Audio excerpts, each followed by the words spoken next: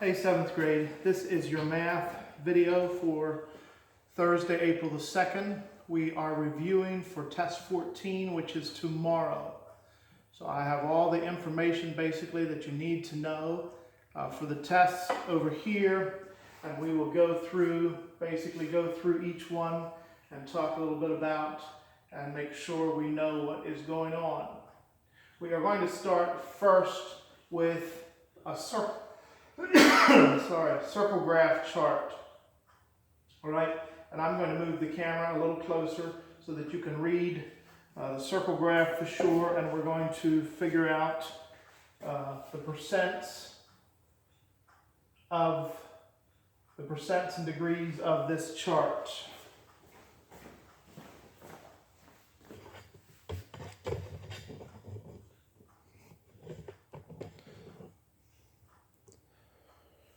Make sure you can read that well. Information for a circle graph.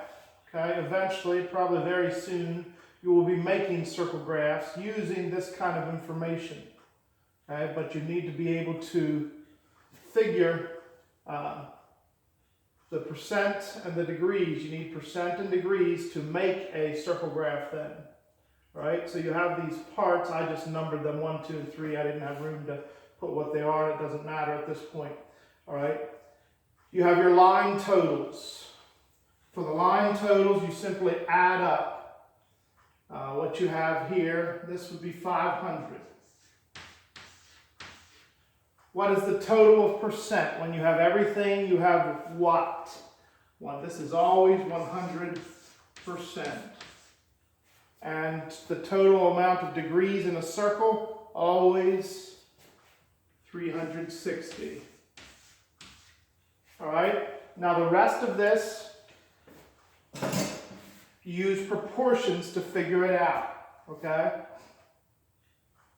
And I went over this a couple times, so just pay attention.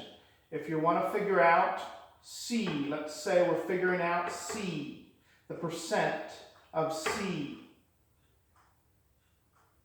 Work the numbers, so this all goes together. 3, 100, C and F go together. And you have these totals down here. So this is a proportion. You use the numbers that you have. 100 goes with C, so 100 over 500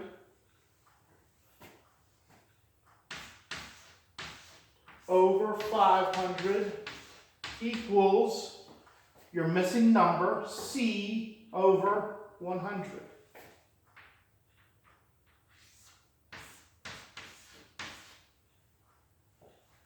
All right? Work that proportion, and that is your answer for C. You can get rid of these zeros to make it easier. So now you have what? 5C equals 100 times 1. 5C equals 100. Right? 5C divided by 5, 100 divided by 5. 100 divided by 5 is what? C equals 20. All right? C is 20%.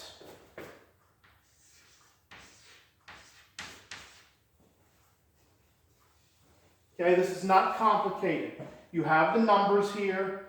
100 goes with C. 100, the percent for 100 will be 20%. And then whatever the degrees is, these go together. So 100 over 500 equals C over 100. C equals 20%. All right, now to get B, you could do the same thing. You could work another proportion, but it's not necessary. There will be a chart like this on your test, so please, please go over this, check this out, and get this. To get the total of B, add these two together and subtract them from 100. Okay? So it would be 100 minus 50 plus 20. right? So 100 minus 70. 100 minus 70 is 30. 30%. Sorry, I almost don't have room. All right, now you have that. 50 plus 30 is 80, plus 20 is 100. Check your work. So once you have two of them, it's just total 100 minus 50 plus 20. 100 minus 70, 30. 30%. All right? Do the same thing over here. And you can use any one of these numbers, okay, to get F now. So these numbers all go with F. 100, 20%, and F. So you can work either one of these. You can go 20 over 100 equals F over 360, or you can come back here. Let's do this again. Come back here to this number. It doesn't matter. Either one of these will work. Either 100 over 500 equals F over 360, or 20 over 100 equals F over 360. Either one will get you the desired result. All right, let's stay with the totals here. I don't know that it matters that much. It's gonna, yeah. 100 over 500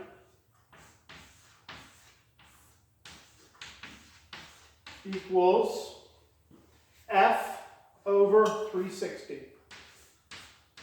This is not that awfully complicated if you just watch this and pay attention. Okay, it's not, you know how to do proportions.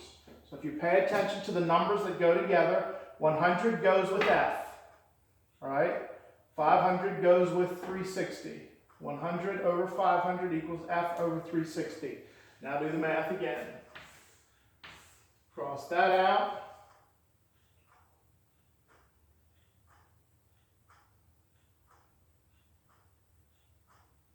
Yes.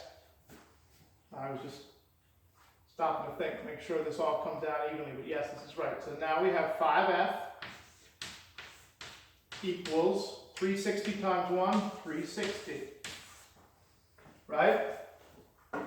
5F equals 360. 5F divided by 5, 360 divided by 5. What is 360 divided by 5? 5 goes into 36 7 times with a 1 left over, so that would be 70, 72. Right? 5 into 36 is 7, 10, yes, 72. F equals 72, and in this case it is degrees. All right? So in F, you put 72 degrees. And now you do the same thing to get E.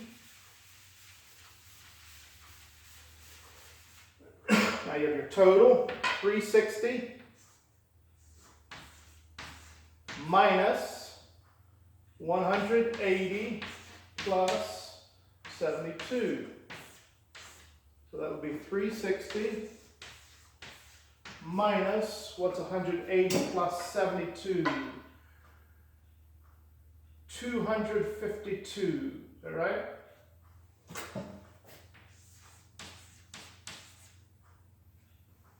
$360 minus 252.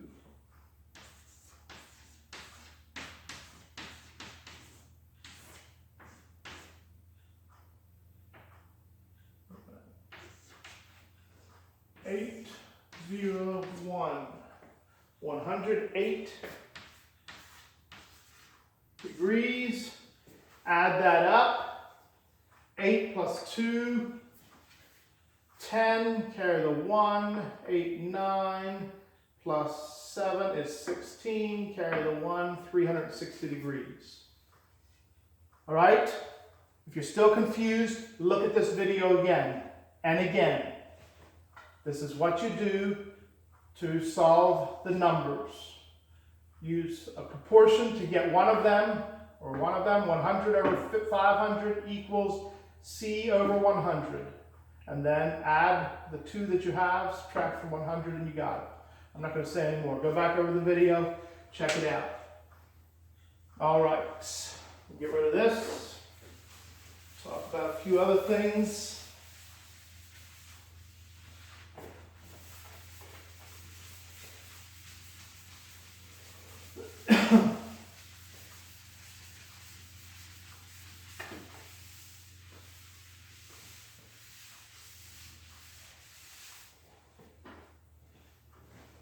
Back the camera up again so we can see everything.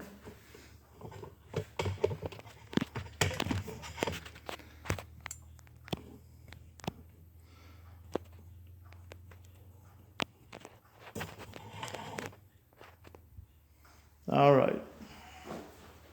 Should do it. All right, so that takes care of your circle graph chart. Converting Bible measures to measures that we're familiar with. You will have one where you go from cubits to inches. So know the relationship of cubits to inches. I'm telling you which ones are on the test.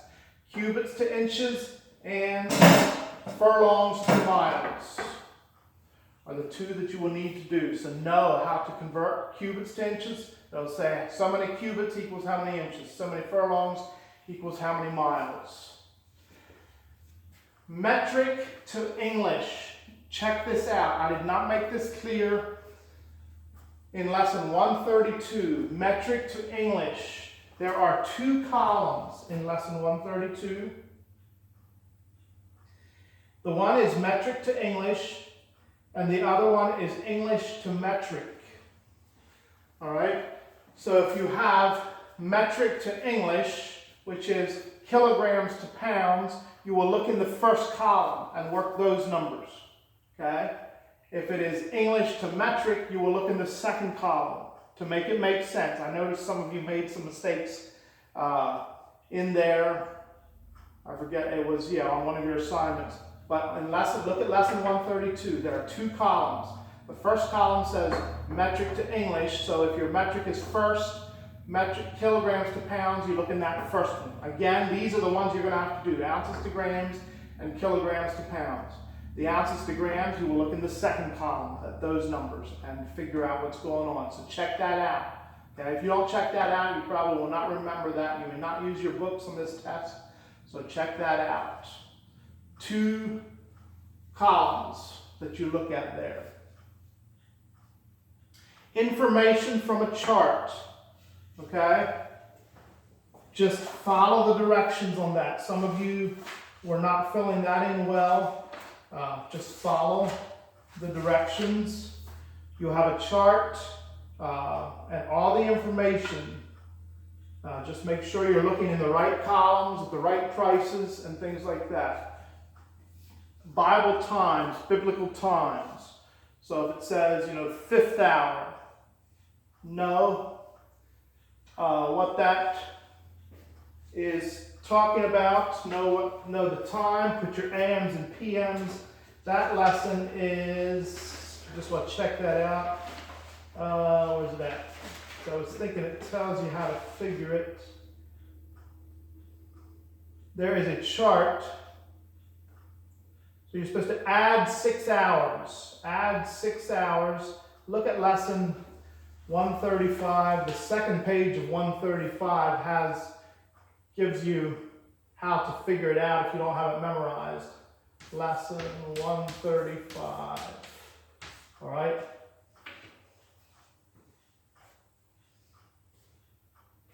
Getting rid of fractions. So you have a problem like this. 1 over 7 equals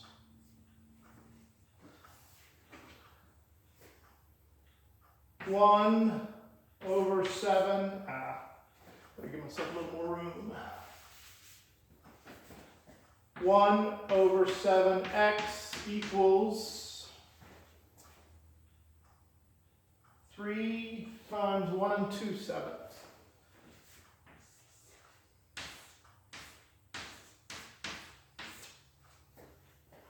and they want you to get rid of fractions in a problem like this, right? To do that, do the opposite of division. This is 1 divided by 7. 1 divided by 7. The opposite of divided by 7 is times 7, right? First of all, change your mixed number into an improper fraction if you have one. So this is 1/7 x equals 3 times 9/7. All right? Then, since this is divided by 7, do the opposite. I'm just going to add this to this line. 7. Use the denominator. 7 times 1/7x equals 3 9/7 times 7. And that simply gets rid of the 7. Okay?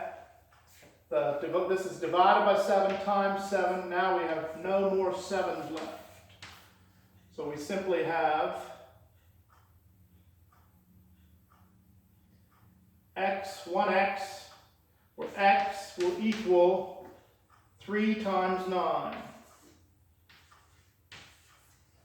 All right? So x equals 27. Make sure I did that right? Yes.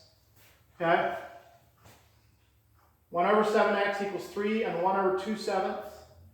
Multiply by the denominator to get rid of the 7s. And all you have left is x equals 3 times 9. X equals 27. That has to do with getting rid of fractions.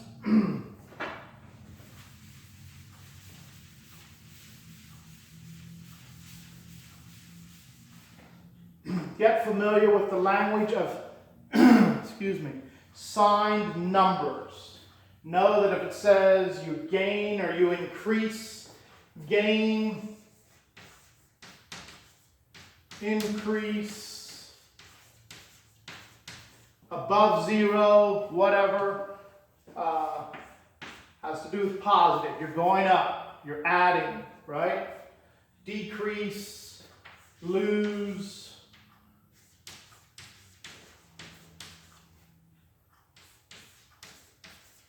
have to do with negative numbers, going down, okay, going into, excuse me, going into the hole. Know how to put sign numbers from smallest to largest, smallest to largest.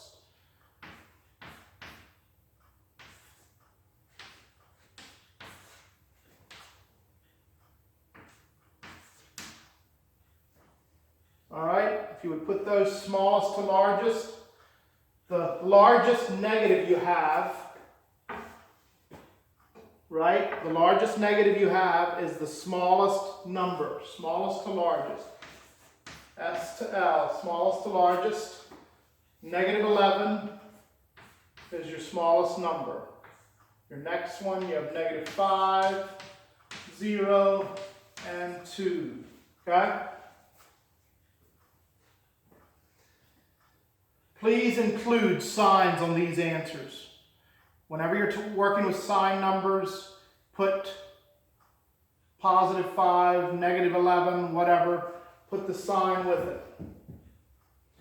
Even though we know that a number without a sign is considered positive, but because we're specifically working with sign numbers, include the sign. Absolute value. What is the absolute value of a number?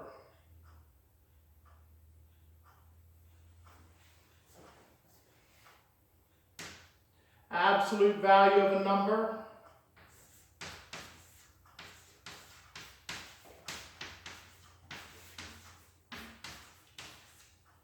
All right, what is the absolute value of 3, negative 4,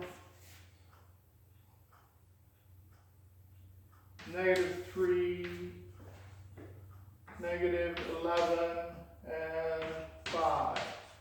Absolute values is just positive, positive. Absolute value is simply the value of the digit. So absolute value would be 3, 4, 3, 11, 5. That's the absolute value of those numbers. Get familiar with that term, okay? That comes up when you're working with sign language. The absolute value, simply the number without the sign.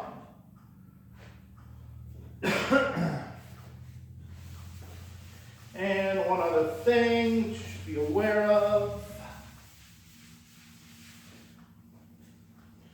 You will need to know the decimal and fraction equivalents of these percents. I will give you the percents.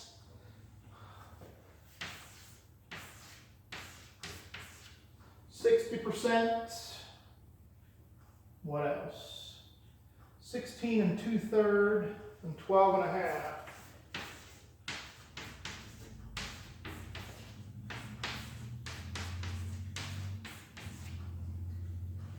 You will need to write down the decimal and fraction equivalents to these percents. Okay? So check out that page in the back of your book and write them down exactly as they should be. Those three have memorized for the test tomorrow. The decimal and fraction for those percents. And I think that is all you need to know. Test 14 tomorrow, Friday.